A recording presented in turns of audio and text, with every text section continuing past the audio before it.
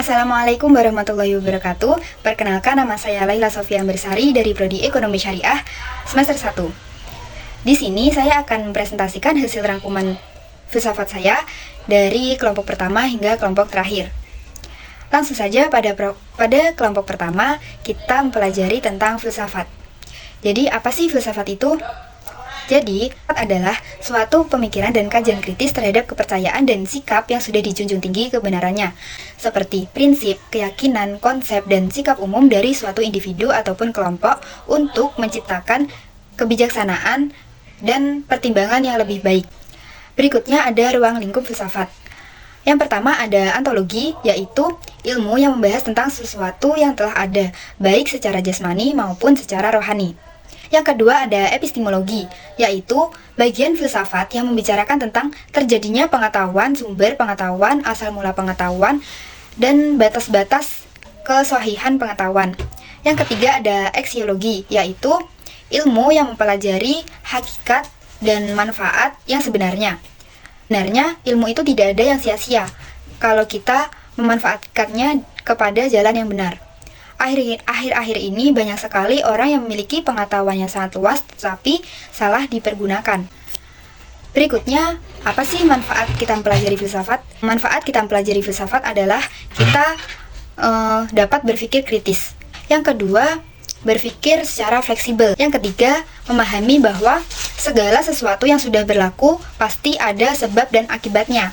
Keempat, kita mampu berpikir secara rasional dan logis. Yang kelima, kita dapat membangun semangat toleransi. Dapat menjaga toleransi, perbedaan pemikiran, dan dengan begitu kita tidak langsung mudah menyalahkan sesuatu yang tidak sependapat dengan kita. Selanjutnya, pada bab 2, kita mempelajari tentang persamaan filsafat, ilmu, dan agama. Filsafat, ilmu, dan agama adalah sama-sama mencari tentang kebenaran. Ilmu mencari kebenaran tentang alam dan manusia, sedangkan filsafat mencari kebenaran tentang alam ataupun tentang manusia yang belum terjawab oleh ilmu karena itu di luar dari kemampuannya. Sedangkan agama mencari kebenaran tentang ketuhanan. Hubungan antara filsafat dan agama menurut Al-Kindi antara filsafat dan agama tidak bertentangan, bahkan saling menunjang. Filsafat berlandaskan akal pikiran, sedangkan agama berdasarkan wahyu. Pada bab 3 ini kita membahas tentang objek filsafat, ilmu, dan agama.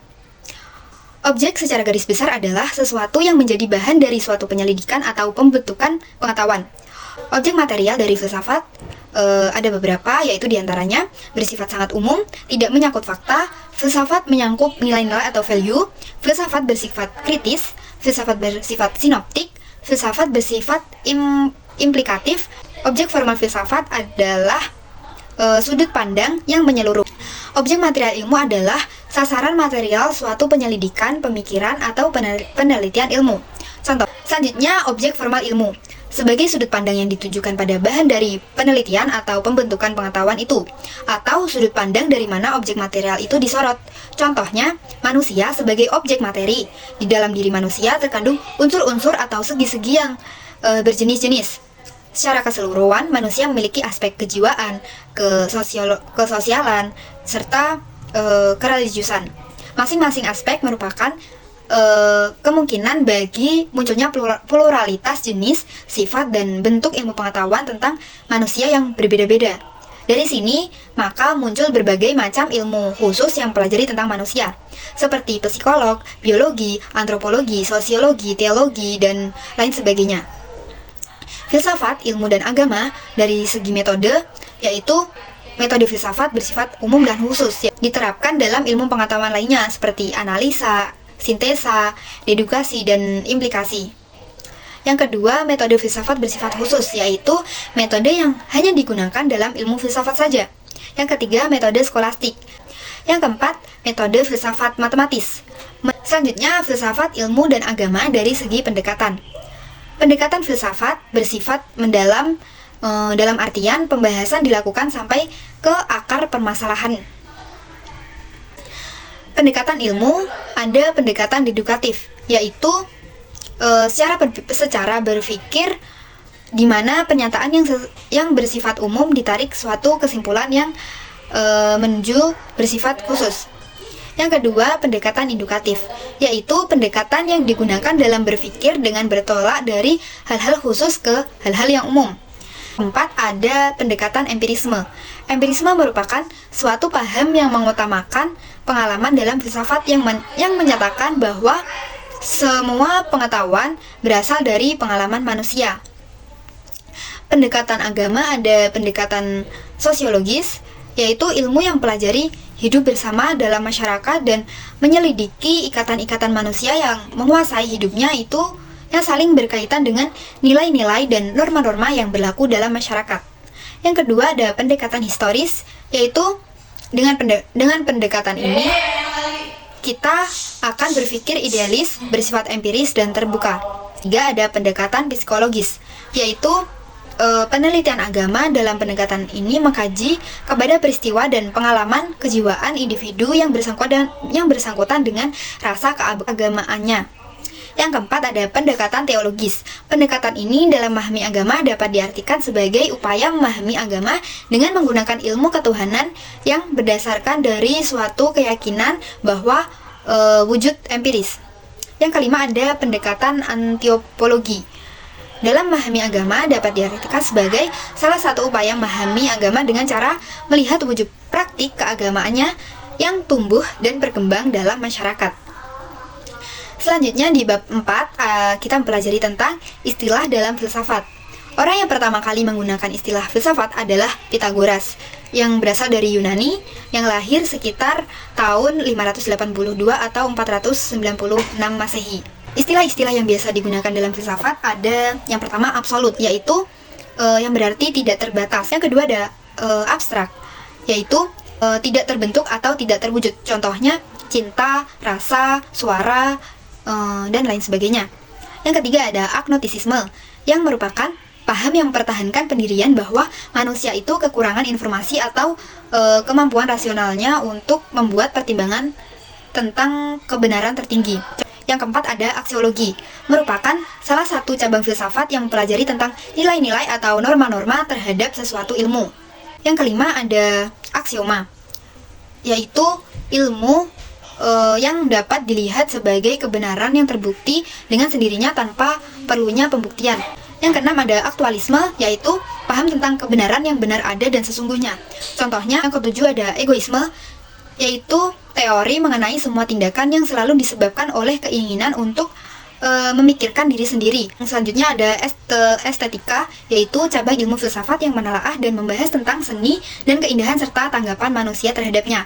Yang kesembilan ada realitas, yaitu bagian dari hidup kita yang merupakan sesuatu yang dapat ditangkap dengan indera. Yang selanjutnya ada variabel, merupakan unsur yang turut menentukan suatu perubahan dan merupakan bagian empiris dari konsep. Selanjutnya ada metafisika. Metafisika adalah salah satu cabang filsafat yang berusaha mencari hakikat dari segala yang ada. Kajian metafisika adalah kajian yang bersifat mengatasi pengalaman indrawi yang antara lain bersifat individual. Selanjutnya ada epistemologi, yaitu disiplin filsafat yang secara khusus hendak memperoleh pengetahuan tentang pengetahuan. Selanjutnya ada instrumental. Menurut Habermas, adalah tindakan yang searah di mana suatu pihak, yaitu subjek aktif, melakukan sesuatu terhadap sebuah objek yang pasif. Selanjutnya, sejarah filsafat pada zaman kuno. Pada periode filsafat Yunani merupakan periode terpenting dalam sejarah peradaban manusia.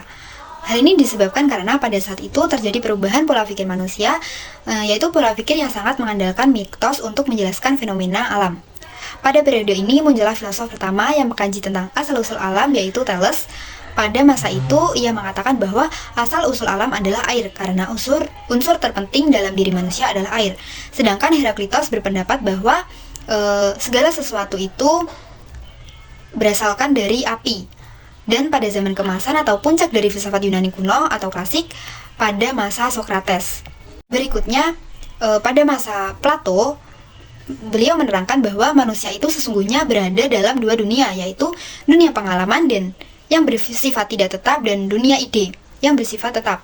Sejarah filsafat pada abad pertengahan, pada masa itu filsafat barat dimulai kira-kira pada abad ke-5 sampai awal abad ke-17. Selanjutnya sejarah filsafat pada zaman modern. Abad modern ada dua tokoh, yaitu Isaac Newton dan Leibniz.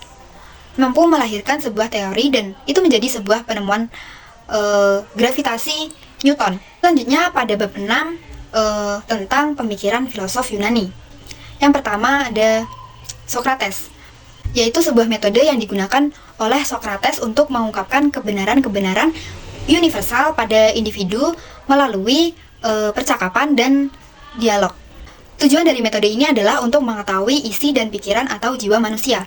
Berikutnya, ajaran filsafat Plato berkonsep ide dan buku yang pernah dituliskan berjudul Republika. Dalam buku tersebut dijelaskan tentang derajat wanita yang harus diangkat dan hidup dengan layak. Ximenes mempelajari tentang filsafat alam, yaitu sesuatu prinsip. Anaximenes juga mengemukakan pendapatnya bahwa bahan alam terbentuk dari udara.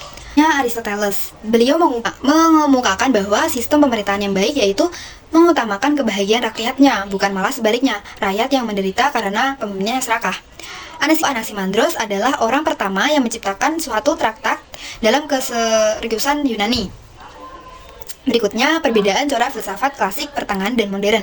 Pada zaman klasik, filsafat muncul di Yunani kira-kira abad ke-7. Filsafat muncul ketika orang mulai memikirkan dan berdiskusi akan keadaan alam, dunia, dan lingkungan di sekitar mereka dan tidak menggantungkan diri kepada agama lagi untuk mencari jawaban atas pertanyaannya. Pada zaman pertengahan, pada masa ini biasa disebut masa kegelapan karena pada masa itu gereja membelenggu kehidupan manusia. Masyarakat tidak lagi diberi kebebasan berpikir untuk mengembangkan potensinya. Berikutnya pada zaman modern menandai yaitu berkembang pesatnya berbagai keilmuan dalam bidang kebudayaan, ilmu pengetahuan, dan ekonomi. Usaha untuk menghidupkan kembali metode-metode filsafat kuno. Selanjutnya membahas tentang idealisme Plato tentang ilmu filsafat. Yang pertama, ajarannya tentang ide. Plato mengartikan kata ide itu merupakan suatu yang objektif.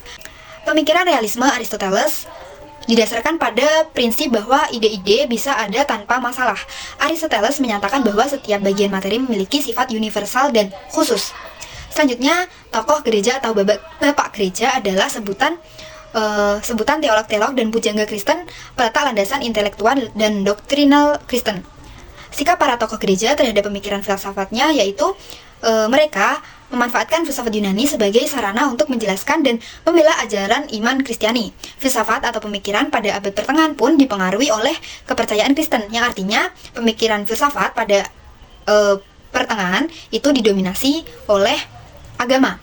Selanjutnya, corak pemikiran filsafat, yaitu filsafat politik, merupakan filsafat yang cara mendapat pengetahuannya memakai rasio dan penalaran. Filsafat Israeliyah yaitu upaya Surwadi memadukan rasionalisme antara Aristoteles dengan perasaan beragam untuk mencapai pengetahuan yang tinggi. Kontribusi khusus Muslim dalam bidang-bidang diantaranya ada astronomi, fisika, kimia, sosiologi, dan ilmu politik. Selanjutnya, aliran-aliran dalam filsafat modern. Yang pertama ada rasionalisme, yaitu gerakan rasionalis adalah aliran filsafat yang menyatakan bahwa kebenaran dapat diperoleh hanya melalui hasil pembuktian.